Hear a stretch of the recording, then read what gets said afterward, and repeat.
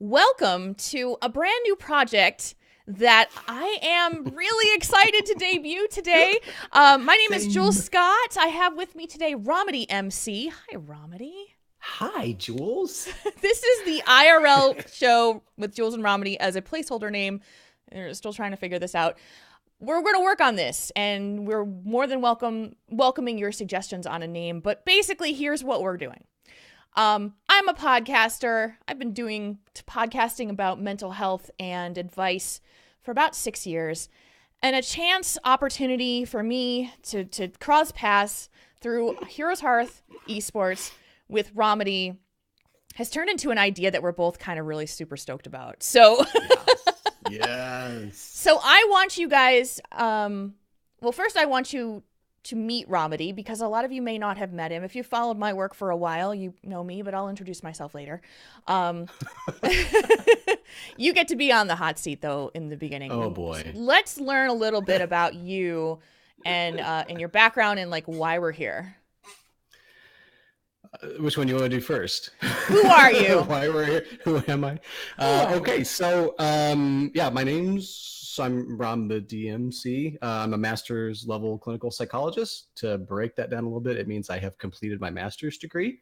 I'm right now in the process of trying to be admitted into PhD programs. So I'm trying to find a professor to sponsor my dissertation, is what that means. Mm-hmm. To further break down just a little bit, a master's level psychologist has taken all of the therapy, like in the room assessment technique type stuff, and I lack some of the statistics and research that a PhD has. Okay. So in terms of like being able to be clinically like in a room, I know everything that a PhD would. Mm-hmm. I just don't have the letters, and I also don't have the stats or research experience behind it to earn a PhD. Okay. So that's what that means, the whole master's level clinical psychologist. I have been a gamer forever. I remember the launch day of Super Mario Brothers 3 on the NES. And my younger brother and I have played games forever. And it has always been like an outlet for me. I'm very introverted, so this is my way to recover. It's my way to regain that emotional energy. And yeah, I am a little hot. I agree. Volume, I know volume is a little hot. Anyway. Yeah, it's okay. I adjusted the volume up a little bit, but we'll work on the microphone balance in another iteration for sure. Yeah. So it's always been the way I recovered. It's also the way I think. And what I mean by that is if I have a difficult problem, if I'm trying to work or crunch on something, then I will either go for a run or I will sit and play a game. And oftentimes I find that I kind of have the answers or solutions, or at least a better idea of what I'm trying to do after, some period of time. Mm-hmm. So for me, gaming has always been that outlet. It's always been that recovery outlet. It's also been like where I get to be creative in myself. I love to build. I love to be creative. I love to be an engineer, pretend like I'm an engineer, right? Minecraft, space engineers, medieval, those are huge favorites of mine. Fast forward, I stumbled into completely by luck and chance the thing with HeroesHearth. I wrote an article. It got posted on trolls.gg. I was asked to write an article. I did. McIntyre happened across it. He passed it on to Brasky and Workhorse, the owners. They contacted me and said, hey, what all can you do for us? Initially, they brought me in to do a strengths analysis on their team. What that means is how we can use the players, the individuals' unique strengths, what they do really, really, really well, to how we leverage that and make the team overall better. Mm-hmm.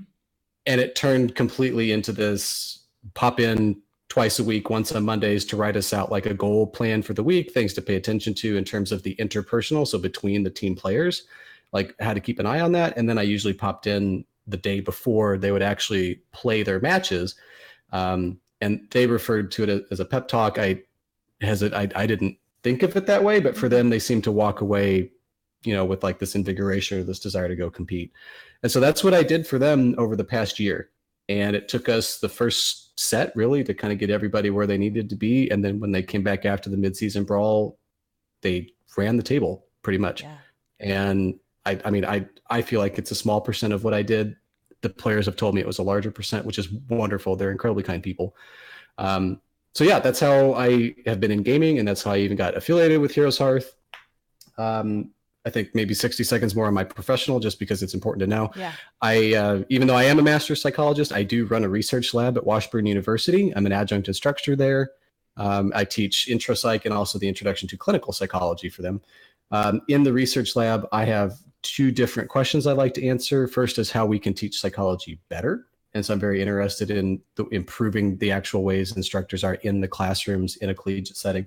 And then the other piece is I love to ask questions at the intersection of video gaming and psychopathology. So how do those two things interact? So and it really, I say it as technology and really it's gaming, but it can be anything. How does social media use impact your anxiety? How does sitting for hours and hours and hours as a professional gamer or streamer impact your physical health or impact your depression symptoms?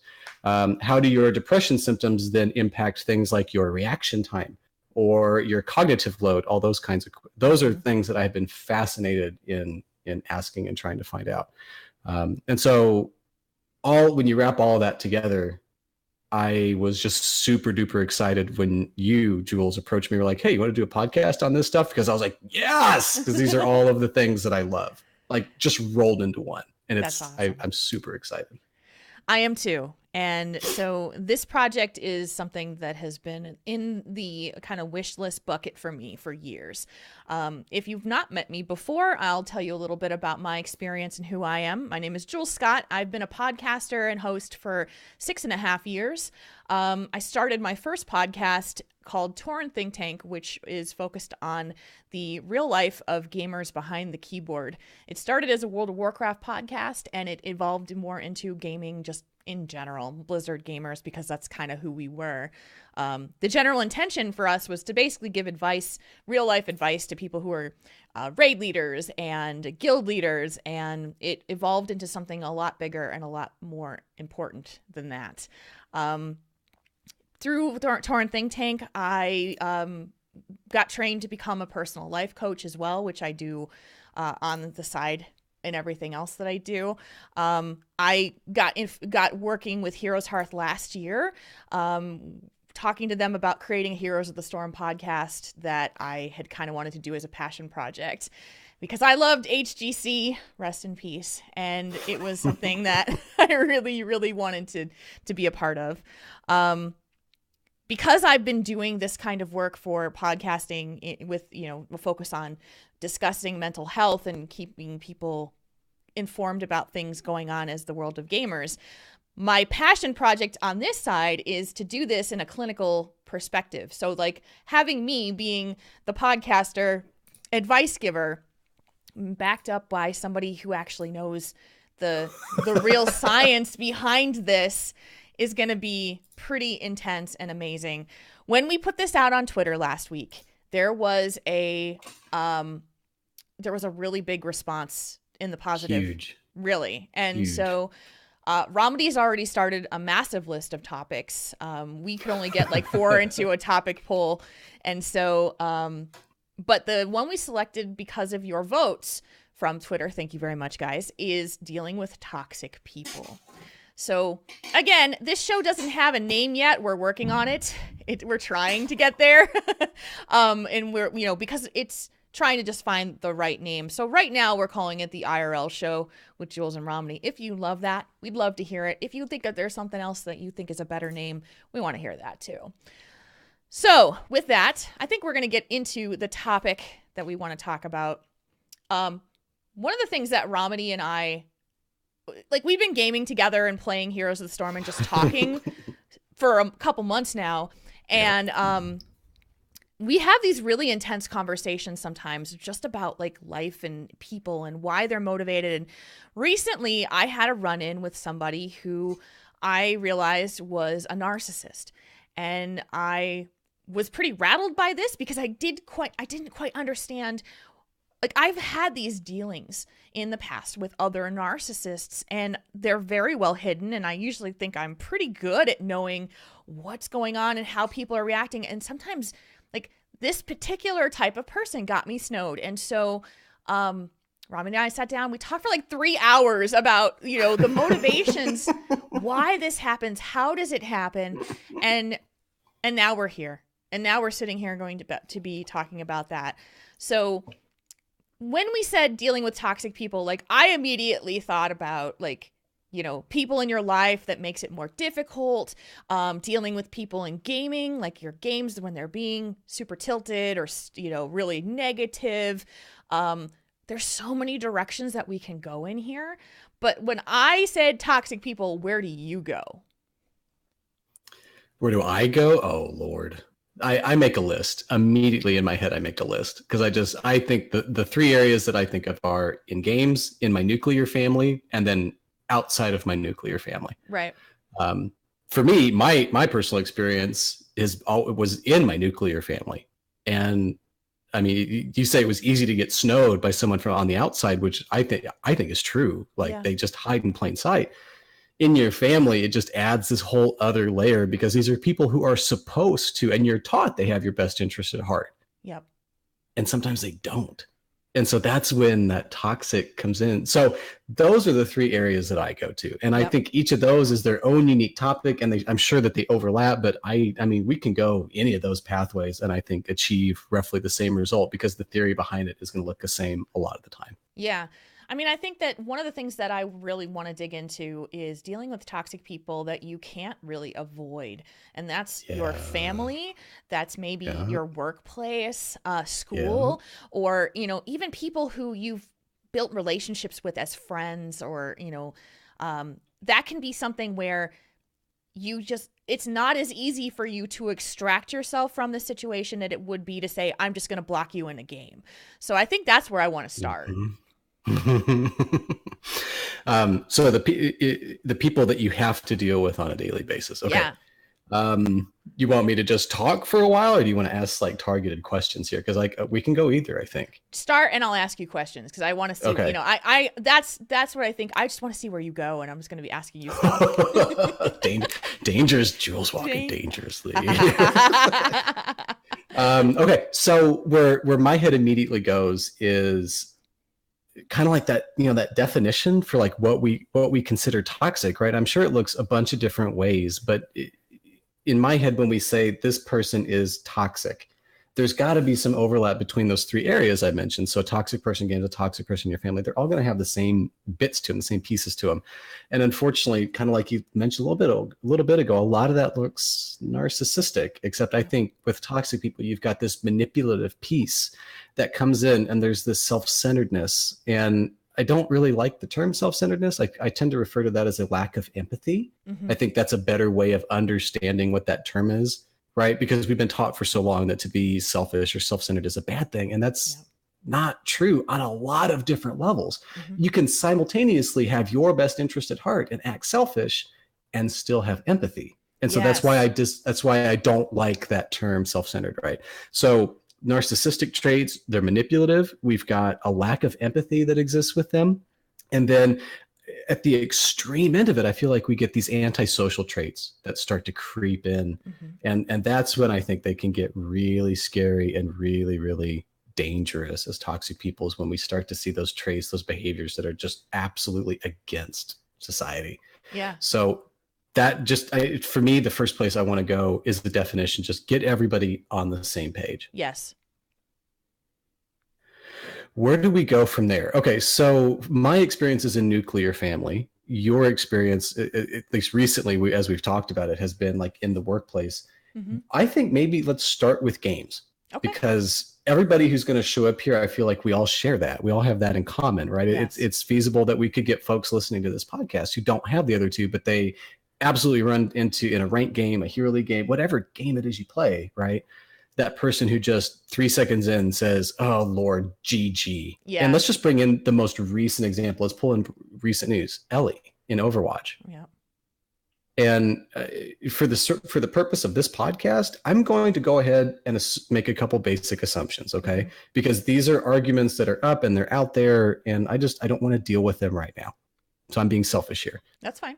I'm going to go ahead and assume that she actually is a grill. Yeah. And I'm going to go ahead and assume that she actually did play the game. Yes, and if you guys don't know what we're talking about, there was sorry. there's an Overwatch Contenders player, a female player who was brought in to be a part of one of the Overwatch Contenders team. The team announced recently, within a couple of days ago, that she has decided not to continue. They didn't explain why, but the clear indication was that she was harassed, threatened to be doxxed by angry fans, and she just didn't want to deal with it anymore. And so the narrative and the discussion right now is all about the presence of female gamers in esports. So that's the background of what that is. And that is a whole topic unto itself that we're going to skirt the edges of, but we're not going to dive into it. And I think it's an important topic to get into. We're going to do that for this show. Like, we are going to. Oh, for sure. Oh, 100%. Yeah, 100%. And that's a show that I will need to prep for, because there are fundamental differences, but there's just so many similarities that exist too. And so I think that's a fascinating topic. Yeah. The reason I bring that up is our definition of toxic. If we start considering the harassment this individual experienced, and if we consider the behaviors of the people, on her teams across time, that to me is just a perfect starting place for this. Mm-hmm. You've got narcissistic traits, and real quickly, my definition of narcissistic is a little different than you'll pick up in a textbook. And because it's not a real academic definition, it's more of a description of the symptoms behind narcissism. Mm-hmm. So here it is. There's 4 of them. The first trait is, I'm awesome. Mm-hmm. I mean, awesome. Second trait is, but I'm really, really concerned that you don't see me as awesome, that you don't view me as how awesome I actually am. So there's this, for 1 and 2, because these are the core principles. 3 and 4 define the behavior associated with these 2 principles. So 1 is this whole piece of your ego, your self-worth, your whole development of who you are as a person is based on being correct or right or never making errors and never failing. Like, that is your core principle of yourself. But I'm concerned that you're not viewing me as how awesome I am. What that means is the stability, the concreteness of your self-ego. Sorry, your ego, your self-concept. I can words. Sorry, brain is working well. The whole concreteness of yourself is squarely in the hands of other individuals. Mm-hmm. And again, at the risk of, I'm not going to say good or bad, I'm not going to make a judgment statement here, but if you just consider the tweeting of our current president of the United States, it's really difficult to look at those tweets and find some sense of self that is rooted within himself. Right. It's entirely set with his Twitter audience, right? Right. It's entirely set in the hands of other people and the news media. Well, why would I denigrate people who say, like, I'm not great, and then uphold people who say you are great? Mm-hmm. Well, that's the first narcissistic trait. Yep. Right? That's exactly it. Mm-hmm. So those are the 2 kind of core principles of how this person is defined. The 3rd and 4th pieces then look a lot like, I'm going to show you how awesome I am. Right? That's the solution to part 2. Mm-hmm. Part 3, I'm going to show you how awesome I am. And then part 4 is, in no uncertain terms. To say it differently, in a way that you cannot ignore. Yep. Right? And then a quick application of this forever in romance novels, movies, right? What is the lesson that we teach men? When you're rejected the first time, you continue and continue and continue to pursue. And then eventually, 2 hours later, at the end of the movie, after lots of hijinks, you're rewarded for it. Right. Right? Well, that's the same concept, right? I'm awesome. Well, now you rejected me, so you don't see me as how awesome I am. So I'm going to show you through gifts or actions or whatever else, the next 90 minutes of the movie. And then when you get to the end of it, because it's in terms that they can no longer deny, then they see you as awesome.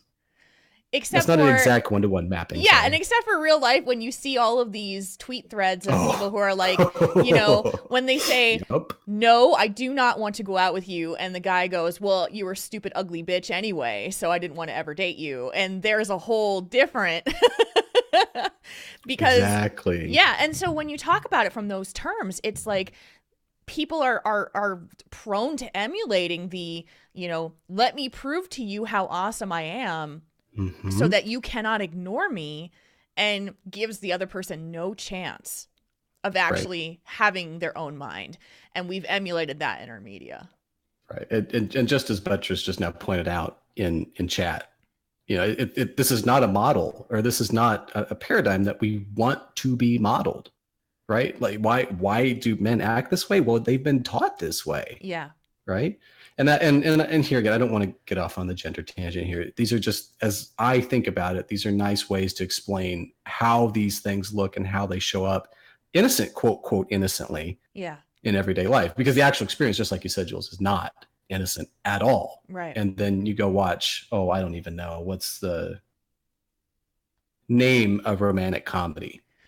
Gosh, where like the girl like didn't like the guy, and then he like kept working on her to win her over. Exactly. Like, I mean, I think of Can't Buy Me Love is a great one from way back in the 80s. Bingo. Yeah. Bingo. Yep. She doesn't give him the time of day, and so he keeps, he buys her affection to pay her to actually do it, and then all of a sudden she winds up falling for him when she realizes what a great person he is. But the only way he could get to her was by paying her to be with her, to be with him. And just real quick, for anybody listening, before you bomb us with emails and tweets and DMs and everything, there is a whole other 50% of this dynamic that we have intentionally ignored. We're aware of it. We're going to let it sit because it's not the topic here today. So we'll just let it go over there. Yeah, no kidding. One of the things that I've also really realized with toxic people is that there is a genuine lack of ability to converse with them on a like actual like back and forth level. I thought of an example that I wanted to give you, because this has now happened to me twice, dealing with narcissistic people in two different scenarios of people that I actually worked with, where a scenario happens and it was interpreted by the other person a certain way. Never gave me the opportunity to speak about it, just formed an opinion and said, I don't think we can continue to work together if this is how you feel. And then just like lock the door down. And it was like, how do you even communicate to a toxic person who literally just says, I believe this about you, and this is the only thing I'm going to believe about you, and I don't even think that we're able to have a further conversation about this. It's like, what else do I do? Like, okay, bye-bye. Right. Yeah, exactly. So I call this provorsing. Dave Provorse was an instructor of mine. So we're going to provorse this real quick. Okay. Yeah. And what that means is we're going to zoom out and we're going to zoom back in. Okay. So you have your experiences, right? These two folks who have been terrible, and you're like, God, I can't even talk with you. And when we zoom out to the theory of this stuff, is what provorse means, is their self-esteem rests entirely in your hands. Yeah. Right. And so you're 100% nail on the head. There is an inability to talk. And I'm going to insert the word constructively. Yeah, exactly. With anybody who's on the toxic paradigm, because by just the default of questioning some aspect of themselves, you've done two things. One, you're not seeing them as awesome. And two, they no longer believe that you can see them as awesome. Right. Well, so why would they still attempt to work with that at all, right? Yeah, it's like I saw through the facade or something of that nature by something that happened, commented on it, and therefore, or it was even like the first scenario that I can think of, it was literally like I did something and that person assumed what my actions were, but didn't ask me about them. Said, I let's go back to that. Yeah, like so this is. I can't like give you the details because I don't want to out somebody that's, but basically the scenario was like, I did something, or I did something seemingly benign. Right. And the person said, did you do this? And I said, yes. And so it was a reflection on who I thought they were. Did you agree to this? And I said, yes. And they said, then we can't, knowing that you feel this way about me, there's no chance for us to be able to continue working together. No way. Okay, you just historically you're so good at just teeing me up for home runs, and you just precisely did that in like so many different levels here. So I typed it in chat because I want to return to what you said about assume what actions are, because that is just it's the core of the next part of this, which is manipulative. Okay. Right? We've covered the 4 bits of narcissism. And so now we're going to get into the manipulative piece, right? And this is, I think those two combined are the quote everyday run of the mill toxic person, narcissistic and manipulative. So we're going to keep those narcissistic traits. And when you add the manipulation, what this really means is that toxic person is incapable of separating concepts of the self from behavior. Okay. These two things are so closely intertwined for that manipulative narcissist that they cannot separate those two out. And as an example, we're going to veer off into the realm of anger real quick, and then we're going to come back in to narcissism here. So in anger, think about the last time you've had a big argument with like a significant other, a sibling, a family member, a close friend, whatever it might, a workmate, whatever it might be. And you say, God, I'm so angry at you. You may not say that, but that's essentially what anger is saying, right? I'm so angry at you. You're not angry at the person. You're angry at what they did. Yeah. Anger is targeted at a behavior. It's not targeted at the individual. A lot of us, and there's good reasons, there's physiologically good reasons for this, we struggle with that separation. And so it takes a while to learn that anger is at an action. Anger is not at the person. And so when we can learn to separate those things. No, you did this thing. And yeah, I mean, it's a feature of anger is what it is. It's absolutely a feature of the emotion anger. Okay, let's apply back to toxicity here then. Why did we take that tangent? Well, that's an example of how behaviors or things that you do, the actions you take, have to be viewed in this neutral lens. Yep. A huge part of what I do in the room with clients is I have to maintain this neutrality. And it's difficult to do sometimes based on what the topic is. And there are certain topics where if you bring that up, I lose my ability to be neutral. And now I cannot work with you. Yeah. Right. And so that I have to be aware of that. If you assign those behaviors to the person, now we're assigning intent and all of these other things. So what does the manipulative person see? Well, when you take a neutral action, they no longer can separate that neutrality. Right. So they just go through, maybe not all of their lives, but huge swaths of their lives, big portions of it, where all they're doing is looking at the intent behind the action. And intent behind the action to a narcissist is intent to do something to my self-esteem. Yeah. All the time. Yeah. So this is what you're giving over when you hand your self-worth to other people. Right? You're just saying, okay, well, my self-worth is in your hands. Go ahead and destroy it however you want based on how you act. And oh, by the way, just because you took an action that you thought was beneficial, I'm going to view it as negative and I'm just going to hate you for it anyway. Yeah. Yeah, because it is really just solely focused around them and not about you, which is what I run into a lot of times with people where it's just like, and I've said this to a lot of people, like, can you think about somebody else for a second? Can you think about how I feel about this situation? Can you think about, Lord. And just because there's no dialogue, there's no back and forth. It's just literally like, this is how the person say, this is how I feel about it. This is how I reacted to it. You did this. And then it's like, okay, well, wait a minute. Let's have a conversation about this, because that is, and a lot of the times what I find with a narcissist especially is that they form their opinion, and that is the only thing. Like, there's nothing getting through that opinion. There is nothing busting through that. You can provide them with counterpoints. You can provide them with other, like, hey, but maybe you want to consider this about it. Like, instead of that person that cut you off down on the highway, because they were so rude and obnoxious and not paying attention. I mean, I heard this story at a talk several years ago where someone was talking about, the speaker was talking about how they were merging onto a highway and this guy came flying up and cut him off And it just so happened that the guy who came up and cut him off was racing to his daughter's bedside because she was dying. Right. And, you know, Yep. yeah, I mean, you've heard this before, I'm sure. But, you know, the assumption was, you know, yeah. So the assumption was asshole, not paying, doesn't care about anybody else, you know. Right. And when you think about it from that perspective, you realize, oh my gosh, this is more than just me.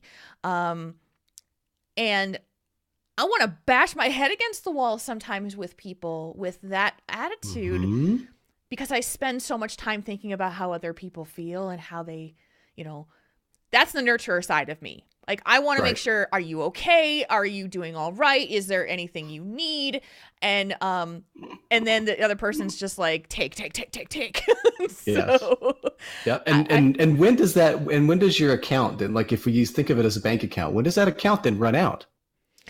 Well, for me specifically, it's very difficult. Like, if I've let you in, if I've become your friend, and, you know, which is a difficult thing to even do at this point because I'm so cautious to trust people, that I'm very likely to allow you to get a lot, like, more than the extra mile. Like, you can probably, like, you know, if we've built that relationship, like, I've spent months, years, you know, weeks, whatever, with people who would just never ask me how I was, never cared to ask me what was going on with my day, because it was always about, I need to vent to you, I need to tell you about all my BS, I need to do this and this and this. And I've always gotten into the mode where I've just said, okay, this is the kind of relationship that I have with this person. Like, they're always going to take and they're never going to give. And I need to know that that's just how it is. But in the role that I am and who I am, I run this balance between, like, I want to help people, but I'm so tired of being taken advantage of that I'm just like, I would rather wall it off and just be solo than to try to engage in that. And that's a whole different discussion, I'm sure. But, like, I've dealt with so many toxic people, and usually I'm like, okay, I can understand who they are. It's the ones that are good at hiding it are the one, like, that's the antisocial trait. That's the antisocial trait. And if I get snowed over by somebody, I feel like a right idiot because I'm like, I should have known. And you and I have had this conversation about shoulds. I know you're smiling at me. Yep. Romedy has said to me in the past, he's like, you need to take should out of your vocabulary as a psychologist. Yes, that's everybody. Yes, everybody. And this is true because I will do this to myself all the time. I should have known. I should have seen it. I should have known. Well, how? Exactly. Provide me facts. Yeah, and that, I think that's a really good thing for you guys to understand and think about too. If you are like me, who is very prone to saying, I should have taken the responsibility of knowing this. I should have been the one who figured it out. I shouldn't have gotten snowed. I shouldn't have gotten taken advantage of. And this guy pointed this out to me most recently. He's like, why are you doing that to yourself? Why are you taking the responsibility for someone else's actions? Yeah. So let's say it a little different way here too, because it's just such a great interlude here. In any two-person interaction, I talked about this all the time with the HeroesHearth guys. In any two-person interaction, how much, percentage-wise, 0 to 100%, how much of that interaction can you put on yourself? We'll say it a little different way, right? If we have 5 people playing Heroes of the Storm together on a team, how, on average, we're talking large statistic sample size. I don't care about the exception to the rule here, right? We're just talking population level, not sample level.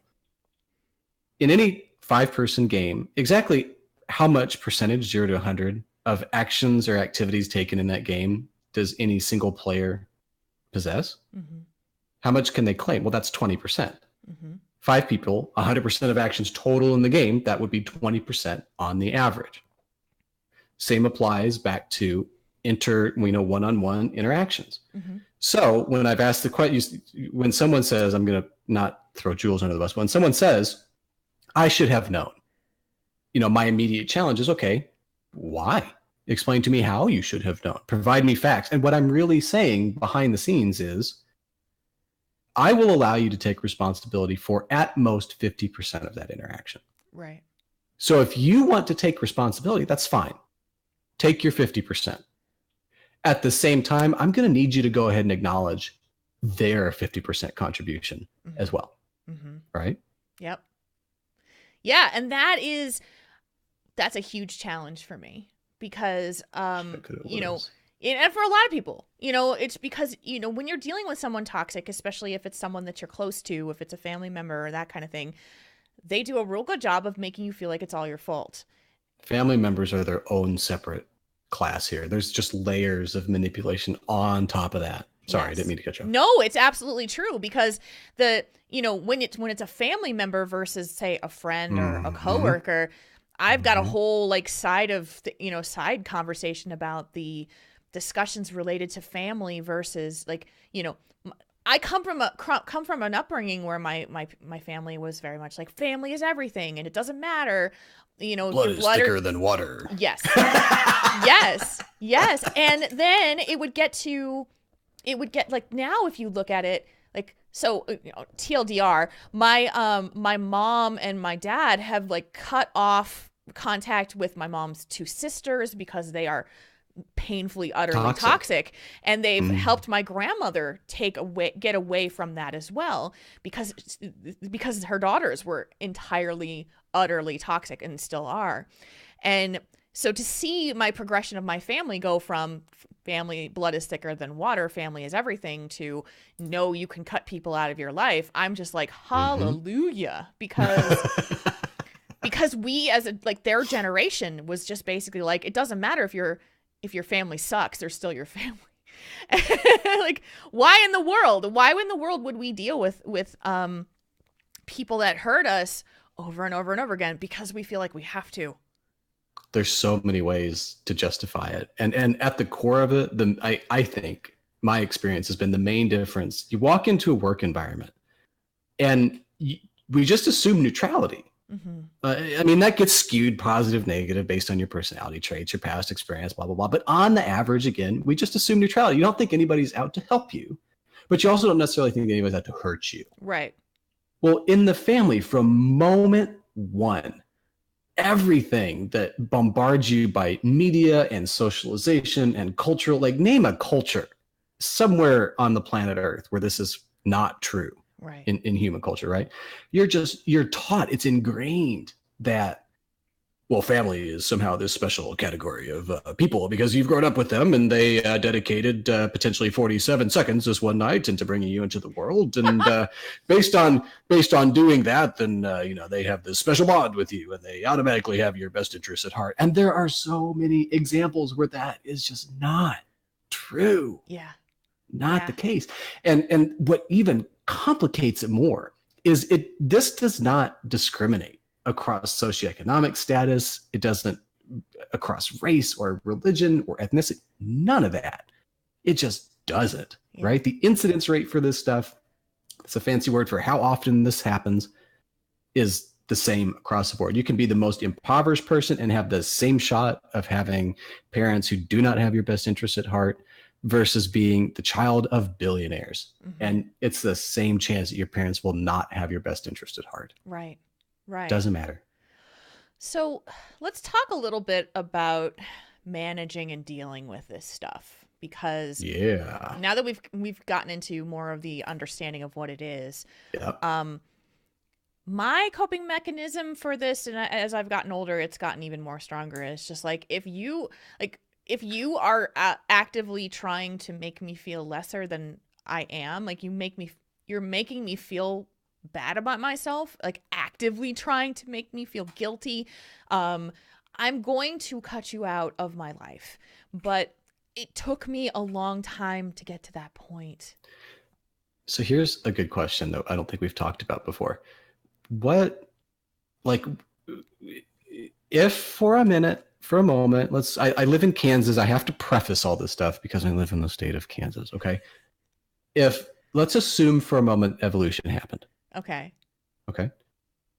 If traits exist with us today, evolution tells us that they have served some purpose and have been selected for historically, and so thus have arrived at us now. Okay. What is the purpose of guilt? Why does it exist? Why is that an emotion we continue to have? My very rudimentary response to that is going to be guilt is a method to gain control over someone else's actions. Okay. So if that was the case, I'm going to make a blanket argument, and I'm not going to back it up with anything, so we can debate this all we want. Yeah. If it was selecting for I can now control other people, it would have died out long, long, long ago. Okay. Controlling other people is by definition outside of our control. Mm-hmm. That's not something that we can do hardly anything about. Guilt is a very powerful motivator for behavioral change. Mm-hmm.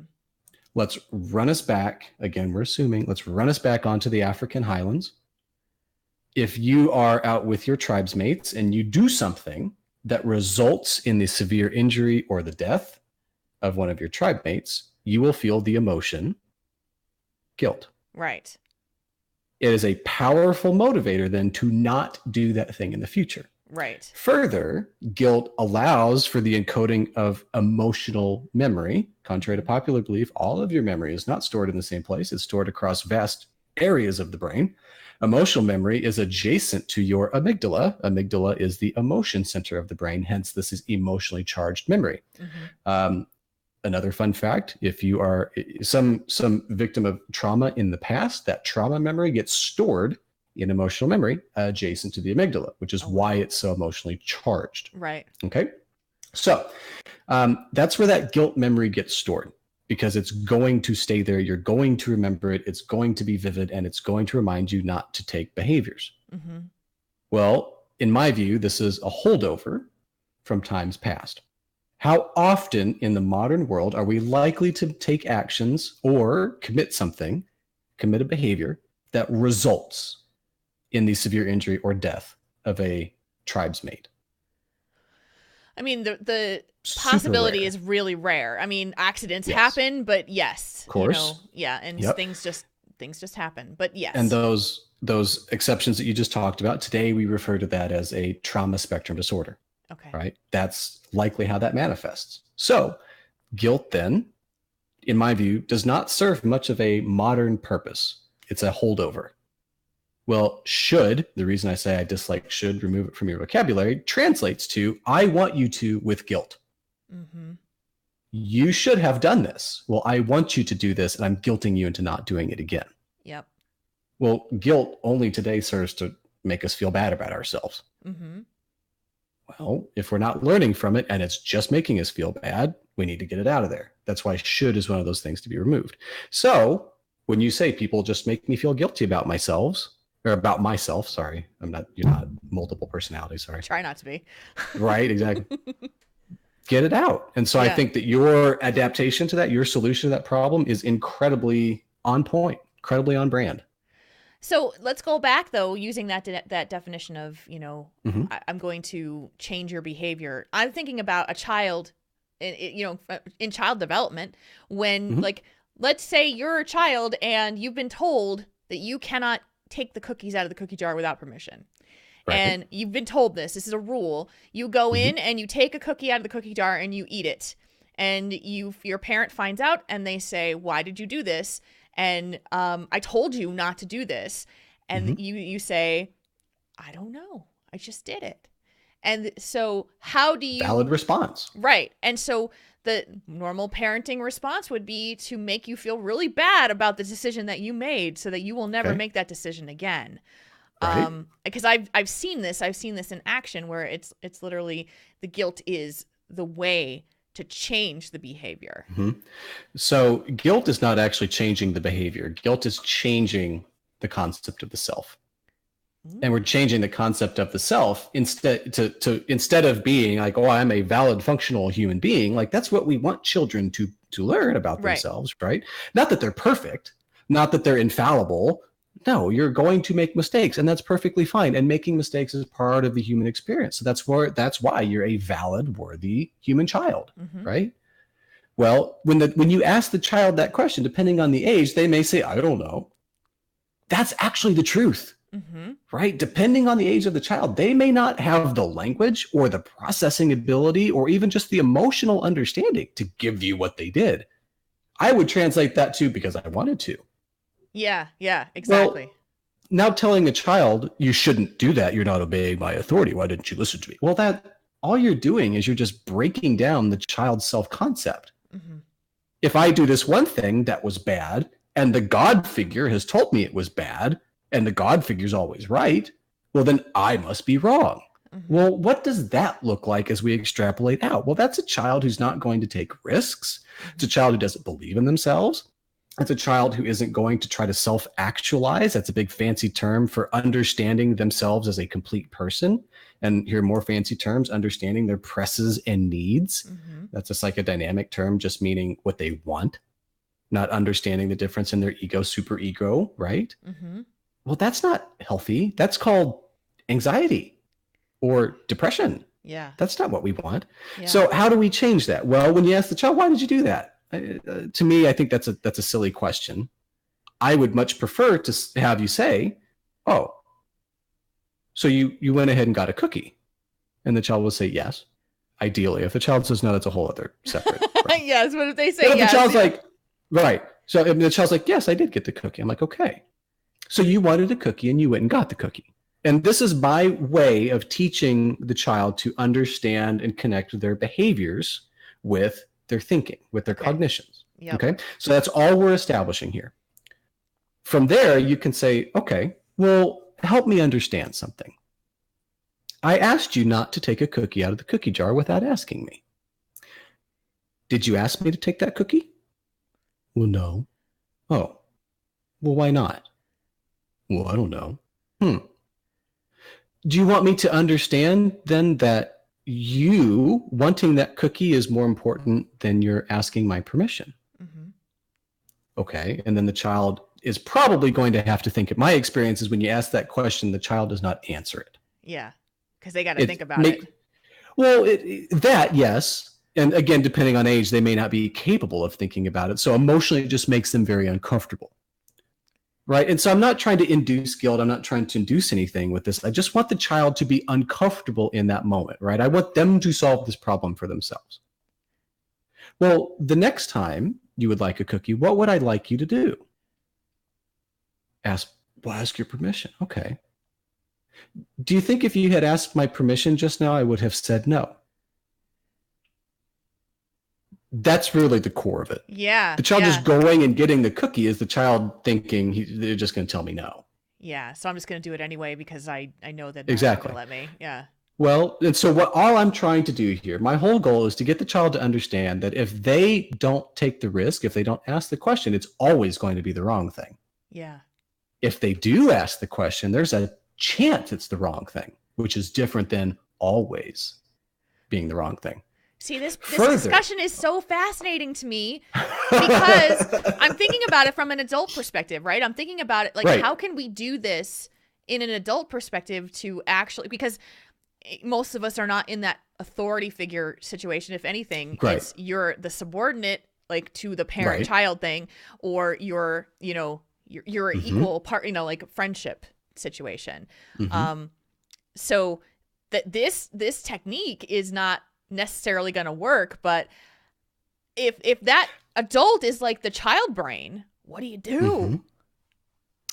So if the adult is like the child brain, and so we've chatted about this a little bit, but for the virtue of everybody else, I view toxicity as this lifetime set of lessons and learning.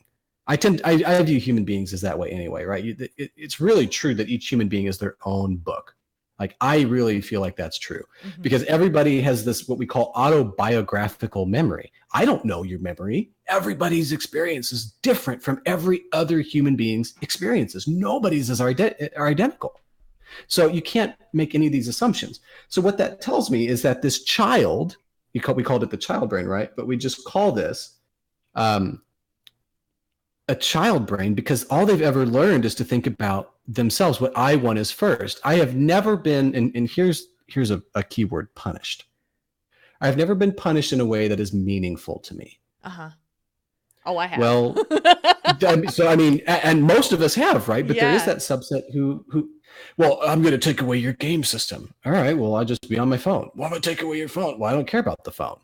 Yeah. That's not what's important to them. You have to, if you're going to offer, which punishment doesn't work in the long term. by the way. We have 15 years of research now that suggests to us that punishment in almost any form does not work. It does not drive behavior change. Reinforcement drives behavior change. Yeah. Yeah. Different. So this person, like as an adult, then all they think about is themselves. They have no ability to think from somebody else's perspective. Here's a really big thing to remember. They had to do this to survive. Yeah.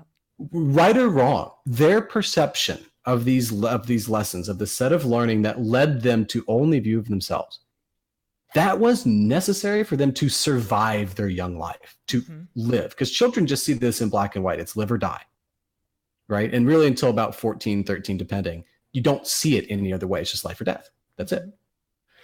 Well, so when you consider it through that lens, they are looking at most everything in their life as life or death. And let's ramp that right back to our narcissistic view. Their sense of self, that self-concept, is life or death. That's what they're telling us. Yep. Well, if your self-concept is life or death, then how do I tackle that? How do I even establish this? Well, an easy way is just to walk away and not even try to deal with them, right? Right. Send them to somebody like me whose job it is to actually show them this is not life or death. Yeah. Right. Well, a much easier way, if you are forced to deal with this person, and this, I think this is really one of the only ways to be transparent. Set your boundaries, define where they are, be clear about your boundaries. Right. And then be true to them. This narcissistic, this manipulative, this toxic personality set is often, more often than not, I think, an endeavor of inconsistency. Yeah. If you don't know if you're going to be punished or not, well, there's only two solutions to that question. Either not do anything or just do whatever the hell I want to do because it's always wrong. Yep. Well, those are the two solutions. So either of those two things, one of those looks like depression, by the way, and then the other one looks like our toxic trait. Right. So if we just go the toxic route, if I just can make a good assumption that your inconsistency in your life has led you here, well, Jules, here's the things that I can deal with, okay? I am not a very punctual person. I tend to just kind of exist in my own time zone. And, with that, I oftentimes need to be redirected. So I'm sorry if I'm late. I'm sorry if I'm super early. It's likely to happen at some point. Well, that's not a great example, but then you on your side, how do you react to those things? Like with this that is little bit of actually a understanding? great example because I was raised to be early, like painfully early because that's how my dad wanted to be. Romedy, I'm not kidding. Like my father would be, I love my father to death. My father would be when I was little. Be 45 minutes early everywhere. And then complain about being there early. And stressed out about the possibility of being late. So like there was, so a friend of mine, several years ago, actually, while I was someone who I went to college with, asked my dad to officiate the wedding. And because my dad was a mayor and so he could. And so we were invited to the wedding. Just casually drop that. Okay. Right. I know. You're gonna learn a whole lot about me in this whole thing. I have a very, very interesting background. So my mom, my dad, and I were invited to the wedding because this was my friend, and we got stuck in traffic. And now we are already kind of like running early, like 15 minutes early, but we get stuck in traffic. And my father got so upset, so freaked out, so stressed out. I'm also an empath, and so I pick up what everybody else is feeling, and my father and I are linked very, very strongly. So I'm sitting here like an anxiety mess because he's so stressed out. And we wind up like showing up on time.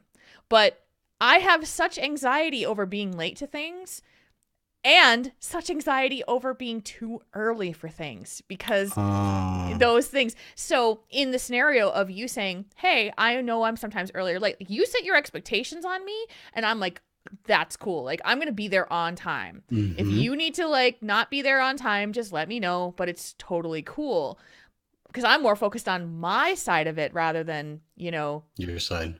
side. In case, like in the case, if you've told me about it, there's a whole bunch of people though who just don't care about it. And they're just like, oh, I'm running late. I'll be there in half an hour. And I'm like, I was here on time. Well, it turns out when people are paying you to come see you in an office, or when they're paying you to be in a classroom, they expect you to be there at a certain time. Yes, they do. That's been a hard lesson for me. Oh, you didn't want to be here at 1:07. You wanted to be here at like 12:59. My bad. That's on me. Yeah, right? yeah. So. But anyway, getting back to that for what your original point was. Yeah. So bigger. Let's take a better example, right? Like, okay, so you've said, and I don't want you to give anything away, but is there like one of those things, like a pet peeve, like one of those red flags that happened for you where boundaries just weren't clear or they got crossed? Yes. I mean, I can give you concrete examples. It's basically like, yeah, sure. One of my major pet peeves is communicate with me if you aren't able to accomplish something that you promised that you would do. So like if you said to me, Jules, we're going to do this podcast at 1:00 on Friday afternoon, and then then I was gone and you just didn't show up, I have to really control that urge to just say, he doesn't care about me. He doesn't give a shit about this. But I'm laughing. I'm sorry. No, it's so true. And because I mean, I'll be honest about my own behaviors all the time on the show. That's just how I am. Mm-hmm. I know this about myself, and I know that this is something that I will have a tendency to do. But I look at patterns. So if you were always just showing up 5 minutes late with not being prepared, I would start going, yo, my feeling is that you don't care about this. This is not important to you. But if you've literally only done it once, I'm going to be perfect. Like, yeah, you're fine. Here's the tee. You're so good at this. Oh, I love working with you. Just tee it up and home run it right here again. Okay, so the example you just gave is you are often late. I have noticed this pattern in you, and and you're immediate, and this is like the healthy, well-adjusted human being way to go about this, right? Yep. And so it's very clear that you have studied this and done this for a little bit, because you're like, this makes me feel like I'm hot garbage. Yep. And I just don't appreciate that. Mm-hmm. Well, in the toxic world, we have an inability to see from other people's emotional experience. That's the definition of empathy, right? They cannot experience your emotions as their own. And by the way, this is very different. This is a different experience than, say, what motor neurons do. Any male in the audience right now who has ever watched a soccer game and watched somebody miss the big ball and hit the little balls you know what I'm talking about. Yeah. Because that's that moment, right? And yes. And everybody's got that same thing. Well, motor neurons handle physical pain because it teaches you not to do that stuff. Mm-hmm. We don't have a set in the brain to handle the emotional experience. And so only after you have really worked at it, and this has got to be in core curriculum, and it's not, and I'm frustrated over that, we have got to teach people to see from other perspectives, other emotional perspectives, because we don't. And that there's only one ball in football. I was thinking soccer. Football would work too, but it's less. I did say soccer, but there's only one ball in football. I know, American football. All right. I see what you're doing. They're going to derail you, man. They're going to be there to derail you. I love it. The tangents. Oh boy. Okay. Yeah. Moving right along. Muffets reference check. Okay. So, So we have this lack of empathy. You have approached somebody now and said, you make me feel like this. What did that other person hear? What did the toxic person hear? That I made you feel that. No. Yeah, they don't Incorrect. Hear that. No. No. Okay, tell me. I'm not saying it. I failed this exam. Well, so earlier in chat, we had a comment of people, you can't have a conversation with people only interested in talking at you, not with you. Right. Well, here is the error in because that's a judgment statement, right? It's often true. I agree with you. I'm not trying to make it good or bad, but that is a judgment statement is what that is. A narcissist can't. You have just said words to them, and it may have well been in a language from Mars that they have never heard. Mm-hmm. You just made me feel this way. Well, all the narcissist has heard is well, my self-esteem I can't trust this person with my self-esteem anymore. They just criticize me. They don't like me because they just criticized me.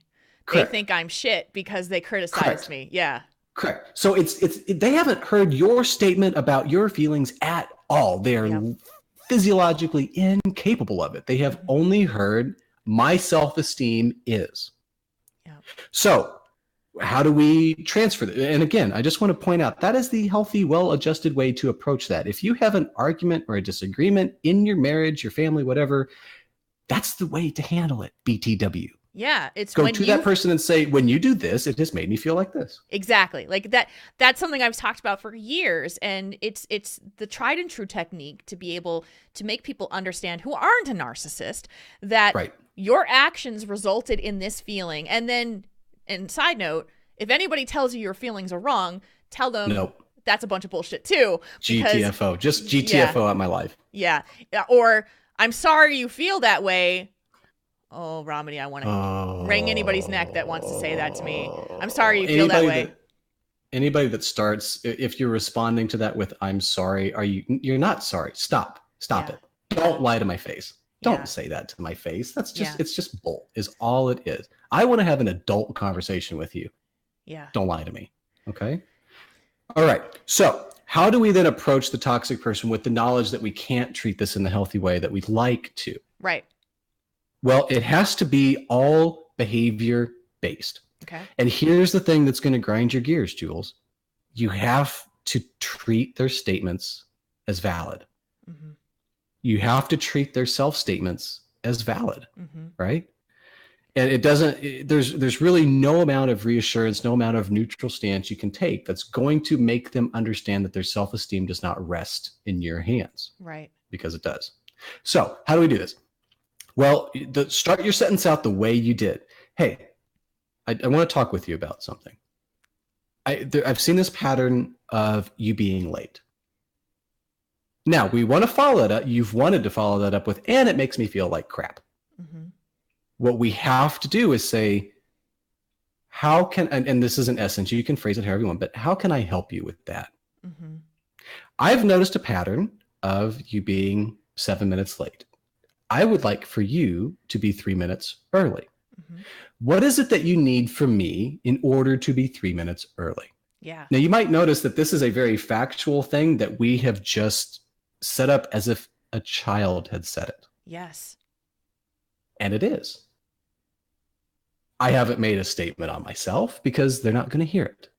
That doesn't mean it's not valid. Yes. They're just not going to hear it. Those are different things. And now that person has understood that you're trying to help me. My self-esteem can still rest in your hands because you're trying to do something good for me, right? We can just use this against them. So I'm 7 minutes late all the time. Go ahead. Sorry. It makes my skin crawl to even think about doing that with people. It does. And I have done it. But here's my typical approach to something like that. And it's what gets me in trouble with a narcissist is that I will say, hey, I've noted, especially if you are kind of off, like you've set a pattern of behavior and then you do something that's off the pattern of behavior.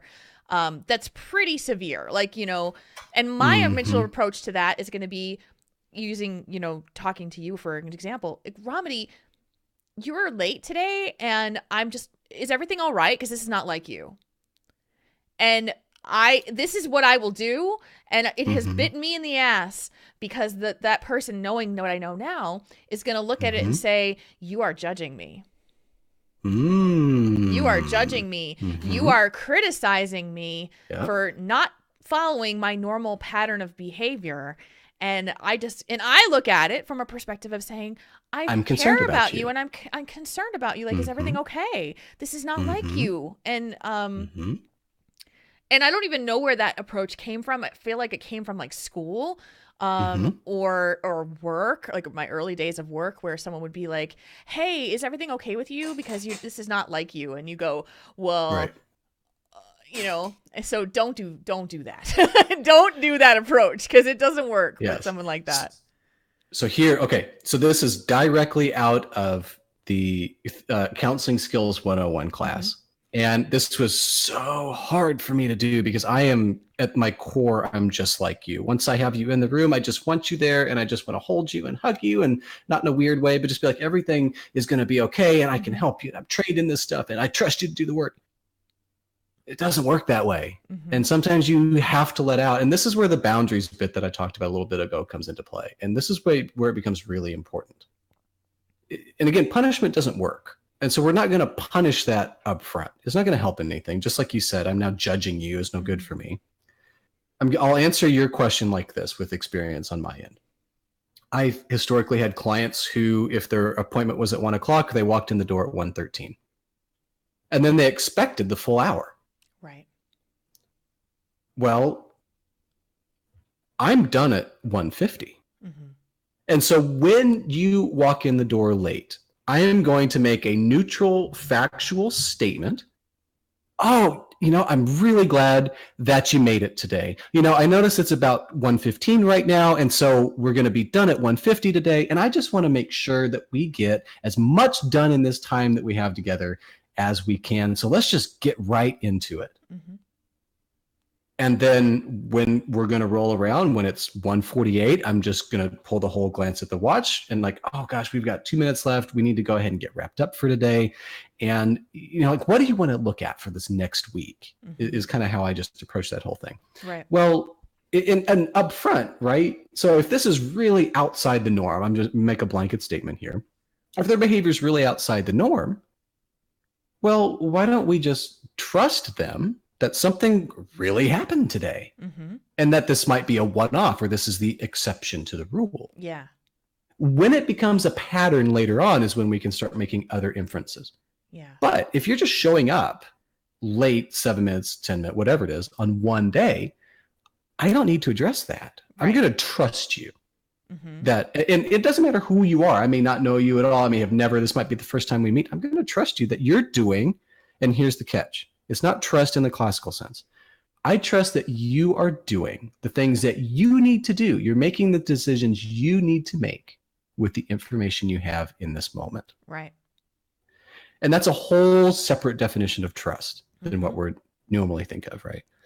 At the same time, I'm not going to change me based on your behavior. So whatever that looks like, this was, we had a project that was supposed to be due this Friday morning, and, my partner, my classmate wasn't here, and so they weren't going to do anything. Well, my approach to that on the other end of it now is I'm going to turn in. Well, okay, let's go both sides. Sorry. As a student, I'm going to turn in what I have because that's what I can control. Right. And then I will approach the instructor one-on-one later on to explain. As the instructor, I no longer grade group because you have to have group work. It's just such a key to learning and learning empathy, but it also sets you up for failure. So me, the instructor, I grade everybody's part individually based on what your contribution is. And so I always design my projects so that each person is answering something different, or I know who did what work. Right. That's all I can control. And at the end of the day, even when you're dealing with a toxic person, what control do you have? Well, you have control over your boundaries. Yes. So on the upfront part of it, I'm just going to totally ignore, and I'm not going to broach. I can't make a self-statement, an I statement about the thing that has frustrated me. I'm going to make a statement moving forward in the future. Right? Oh, you're late today, and I can't make a statement on it. And it does grind the empathy in you. Yep. At the same time, we're going to be done at 12:50 today. So let's put the positive spin on it. Let's get everything done that we can get done in the time we have together. Yeah. Yeah. I mean, as you're talking, I'm thinking about, a common scenario, especially just past with us, was the holidays and having to go spend time with family that you may not enjoy spending time with. And that was what I would always do with family members, not my own, but extended family, where it would be like, there's boundaries to this. Like, the boundaries were usually like, hey, we're only going to, we're going to stay for this long. And this is it. Like, this is, we're only going to stay until after dinner, because we're not going to get sucked into the whatever drama that happens after dinner. Night and the yeah. And if there are topics that come up during the discussion that I am not comfortable discussing, like the dinner conversation goes to politics, we are going away from that. You see my face. For those of you listening in, I just made a huge grimace. Yes. you know, and that's how I got through some of that stuff. But in I can think of certain scenarios in my past where it was you know, the person that I was married to. It was, you know, where I literally just had to say, this is too toxic. I cannot be a part of this anymore. Like, I cannot participate in these gatherings for my own self. You know, just my own anxiety levels. I can't deal with this anymore because it is not a good scenario for me to be in. And so I want to real quick. I just want to insert and tweak your language before you continue. Okay. On. Yes, please. Because you made this statement of, and this is like, for folks, when I'm like in my professional clinical setting, when I'm actually seeing clients, I have a large cork board that I like to put up on my wall, and I constantly am writing small notes with words on them and just pinning them to the board, because those are things that we're going to return to. And this would normally be one of those things I pinned, but we're not in that moment. And so what I've learned to do is just to go ahead and talk about it. Yeah. So he said, I can't deal with this right now. And I'm going to use a pejorative word here, and it's not really what I mean, but it's going to get my point across. That is a weak statement of boundaries. I cannot deal with this right now. And based on who you are, male or female, it's going to mean different things. Right. And each way, it's still a weak statement. And whatever side of family you want to go on, we have these ways in which we have been raised where most people are going to immediately make a judgment about that. And it's not the judgment you want. Right. So the tweak to your language I want to make here is, I'm not going to do this right now. Not that I can't. I'm not going to. Yes. Can't is a statement of emotion or cognition. I'm not going to is a statement of action. Yes. The more you enable yourself in your language, the more you set yourself up to be congruent in the words that you use and the actions that you take, the less people are going to question. And the less weak it starts to look. So I'm you know what? You all can, and here again, a lot of us would like to start with, I'm sorry. You're not sorry. Stop it. Don't say that, right? I'm sorry. I can't do this right now. Weak, double weak. You all can enjoy this. I'm happy that you're going to have this time together. This is not something that I would like to engage in. And so I'm not going to. Yeah. Right? Yeah. Okay, I derailed you. Sorry. That's a small tweak, though. No, I love this because I think that this is language. I'm going to be the representative of what a lot of us say in our everyday language. I have no problem being corrected. I have no problem being redirected because these are skills that I want people to learn. Right. In this podcast, in this project, I want to be the real life example. I want to be because that's what I've always done. It's, you know, I bring my real life examples and experiences to it, and we use that as content. So there you go. 100%. And so we've got about an hour. So I think it's probably a good time to wrap up just some final thoughts on things that you wanted to, you know, make sure that were put across about this conversation about dealing with toxic people. Oh boy. This is, in my view, when this topic was brought up, my gut reaction to this is like, whoa, this is like a semester-long course. It is. This is not like a 60, 90-minute talk. Like, we can do the overview on this stuff. And I, in my opinion of this, is it was quite a nice overview. We didn't get to dive into family. You know, we used work examples. We really didn't get to dive into the gaming side of this because there's other wrinkles. And a thing that I want to make sure we touch on briefly, so 2-3 minutes here, is the idea that the physical proximity you have determines behavior. And the three ways that, and this is an outdated version now, but the 3 ways I used to think about this was you have physical contact, you have phone contact, and then you have internet contact. And those are 3 very different things. So physical contact, we tend to behave very differently because at any given time, someone can punch you. Yes. Or whatever else, right? So this is why working, say, in retail sales looks different than working in phone sales. And yeah, there are horror stories about the abuse you endure in retail sales. I worked retail sales. I get it. I was also in phone sales. And on the phone, you are much more likely to get yelled at because I physically cannot reach through that receiver and punch you. Yes. The restricting piece there, though, is the fact that I do know who you are. and I know your name, and I likely know where you're located at and your etc. So there's still the promise of consequences for my behavior there. Right. The internet, and the reason toxicity takes on a whole, one of the reasons toxicity takes on a whole new set of new ways of being, is that lack of consequences exists. Yes. You're unlikely to be physically harmed in some way. Your life is unlikely, if you are the abuser, not the abusee, your life is unlikely to be affected in some meaningful, significant way. Now we're seeing things where that is no longer the case. Yeah. Like, I'm very interested. Go ahead. An example, examples of that is someone saying something super toxic on social media. And if it gets caught by other people, they wind up maybe, I've seen this many, many times recently where, someone says a really racist comment. People go and find out where they work. They contact their employer. They, so even though the majority of the time with a screen name and, a game, your consequences are lower. Yep. And so the opportunity is greater. It's an interesting thing. That is another topic I want to put on our list is the world of call out culture. That is one I really want to talk about. A friend of mine who's a PhD student at University of Missouri, Kansas City, is who our guest needs to be for that topic. Because that's exactly the thing she studies, and she's been on a grant for it for the last 3 years. That's incredible. That would be so cool. So, yeah.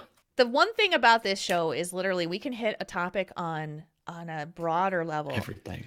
But it is absolutely and 100% welcomed to have you guys send in your specific, like, you can send a specific scenario, you can send a specific, like, hey, I'm trying to, like, if you want to talk about a toxic family member that does this, we will do that, because that is, like, we have so much that we can do with this show. So in beginning, since we have nowhere else to start but where we choose, we decided to go with the broad overview. Community driven. Yes, and I've always been this way. Community driven is everything about what I do, and I want to continue that. So that is 100% what we plan to do in the future as part of this project, whatever we name it. So whatever it ends up being. Okay, we there's one thing that we've also left out I want to hit real quick. Yeah, go ahead. And it's this really important word, attention. So with respect to online, toxicity, the two main factors here are lack of consequences and attention. And here again, we have to think about the ways in which people have achieved, because we all want to be liked and loved, and we can boil that to a very simple word, attention. Well, if you learn as a child that the way you get attention is by doing the right things, then you're going to do the right things. Until some point in your adult life when doing the right thing no longer gets you the attention you want, which sadly happens. However, it's far more common that a child learns that they only get attention when they're doing the wrong thing. And here's a prime example, and I'm just going to offer a warning to all headphone users here real quick. You're in, choose your store. I'm going to use Walmart. You're in Walmart, and you see the lady pushing the cart with the child behind her, the 4 or 5-year-old behind her.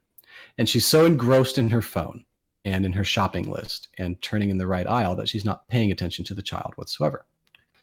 And then the child sees something that the child wants and says, Mom, Mom, Mom, Mom, Mom, Mom.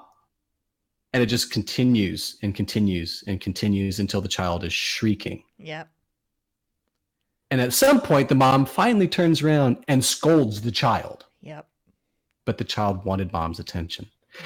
Now let's, to further dive into this, think about the procedure, because a lot of times you don't see the child ask. They don't do the Stewie thing where they go, Mom, Mom, Mom. It's a Family Guy reference. Mom, Mom, Mom. They just shriek. Yep. Well, if, at one instance in home, when the child just goes, Mom, Mom, Mom, and then yells, and then mom finally says, what? Yes. You just taught the child that this is the level that you have to go to get your attention. Yes. So when we turn around the next time, the child's just going to start at that level. or very rapidly go to that level. They learn that. They've been taught that. Exactly. Yeah. Well, that's an easy example, but this happens for all behavior.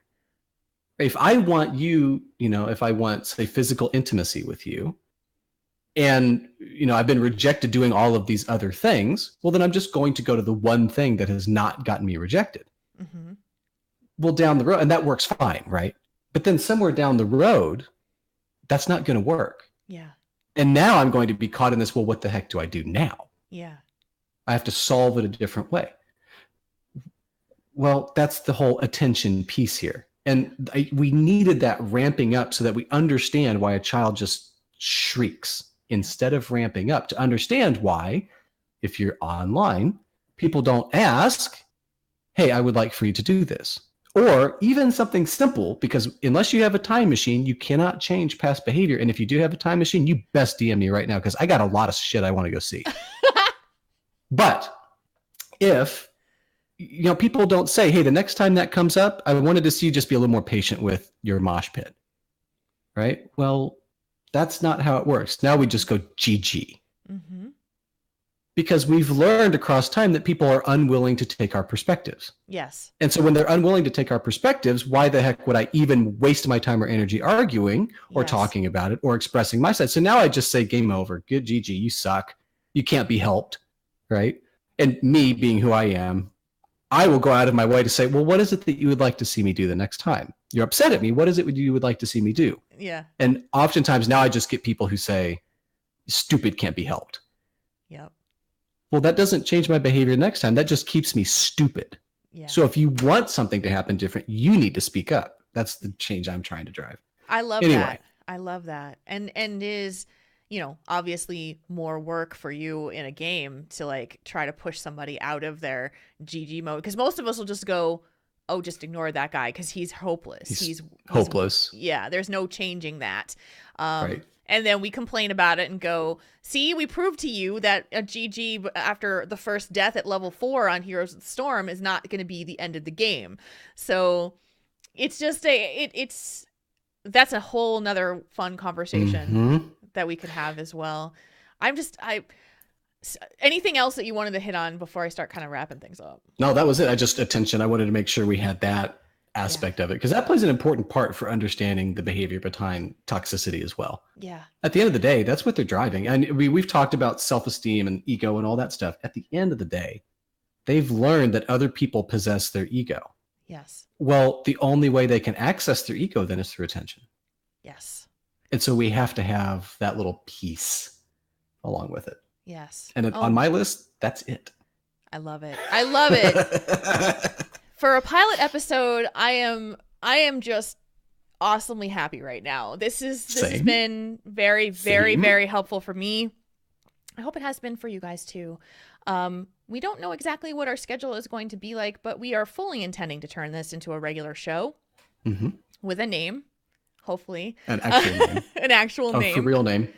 Do your thing, Twitter Cognitive Brain Place. Yes, please. So here's the deal. We very much appreciate and encourage your feedback. We'd love to have it. We'd love to know what you liked about the show, what you'd like to see us do more of, maybe something we do less of. Your suggestions are really, really that important. So I'm going to give you an email address, which is one that I can access, and it's podcast@heroeshearth.com. podcast@heroeshearth.com. I will send everything over to Romedy. It's just the easiest one that I have to be able to just like put it out there and say, there you go. So you can also follow us on Twitter. I'm at Jules RPG, and Romedy is at Romedy, ROMEDYMC at the end. That's it. Tweet at us, send us DMs, let us know in Discord. Like you can find us all over the place. Yep. But for now, we are going to wrap this up, and we really do. We're excited for all of this stuff. So keep an eye on our Twitters. We're going to let you know what the next schedule is, when we're planning on doing the start of the episode, the start of the shows, what the name of the show is. Or even if you just want the audio of this to share with somebody or just to give it a re-listen, right? Yes. I'm going to put this up on YouTube. I will be putting it into a podcast form as well.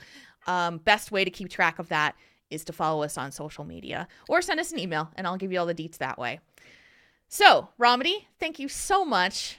for Thank this you. for doing Thank this you. project with me, for being willing to take the time. I'm very much excited to do this.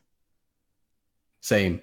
This is my passion project. I'm so excited you asked me to do this. Yes. Thank you guys. We'll see you next time.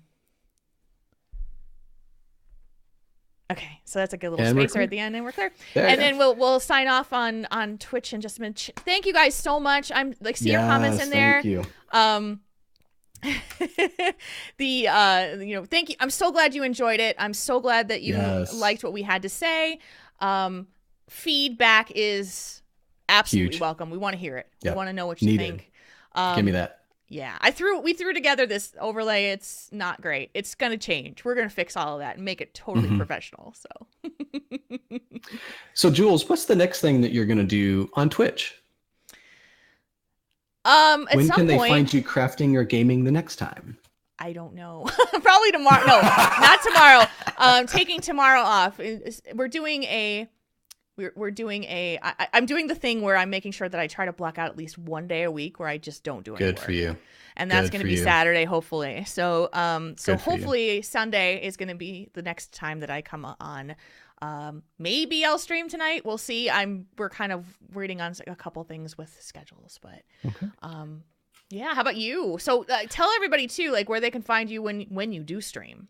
Right. So so this is like my 5th job, like no joke. And it's not really a job. Like this is just the stuff I love to do. And unfortunately, I don't have much time. But I used to stream a decent amount of Heroes of the Storm. I used to stream a bunch of coaching type stuff that I did with players, not like coaching their gameplay, but coaching how they approached the game or thought about the game. And so I did that a lot. Recently, I have just been loving Atlas. I have found a private server that's really set up the way that I like it. And so tomorrow, my wife's going to work all day. I expect that probably I'm Central Time, so starting noon Central Time, maybe a little bit before that, I'll probably just fire up a no mic or a no cam but mic stream, and we're going to play some Atlas for a while. Oh, yes. And I'd love to have folks just come out and be creative with me, because we're going to build. We're going to get a new ship. We're going to get the medium-sized ship built up, I think, tomorrow. We're going to continue to build the bases of this town. You can find me. It's it's Romedy MC, just like my Twitter. So it's twitch.tv/RomedyMC. And there's a link in the chat room, so go give him a follow, please. Thank you. Yes, please go give him a follow. Thank you guys so much for being here, for being a part of this, and showing your excitement about this project. Holy crap! On Twitter, you guys like embrace this. Huge. So huge. Yes, thank you for allowing us to test this with you as well. So, all right, I think we're gonna get out of here, Romedy. Yes. We'll say goodbye to everybody, and stay on for just a second because I'll talk to you. But okay, all right, we'll hang around. All right, see you guys later. Okay, bye. Bye.